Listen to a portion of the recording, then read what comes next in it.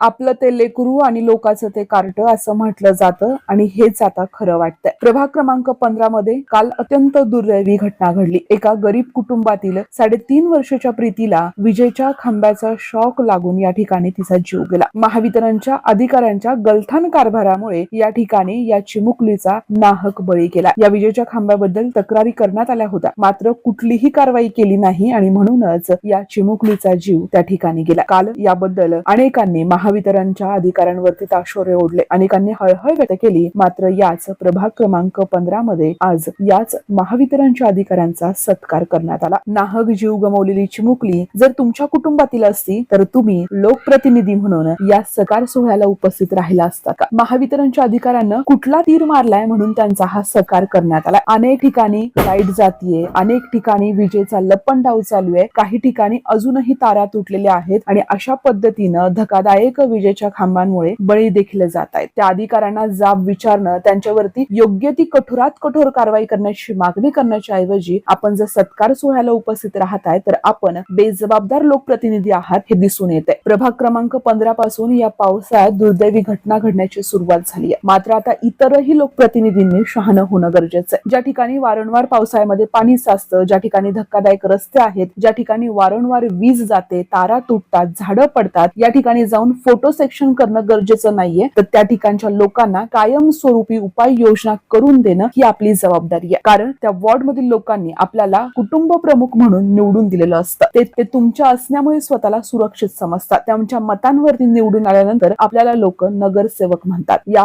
सगळ्या जनतेला आपल्यामुळे सुरक्षित वाटलं पाहिजे असं काम आपण करणं खूप गरजेचं आहे। आज एका कुटुंबानं आपलं लेकरू गमावलंय, उद्या दुसऱ्या कुठल्या कुटुंबावरती अशी वाईट वेळ येऊ नये यासाठी लोकप्रतिनिधींनी जागं होणं गरजेचं आहे। जनतेच्या भावनांचा सन्मान केला पाहिजे। सत्कार करण्यापेक्षा त्या अधिकाऱ्यांना त्यांच्या कर्तव्याची जाणीव करून देणं हे अत्यंत गरजेचं आहे।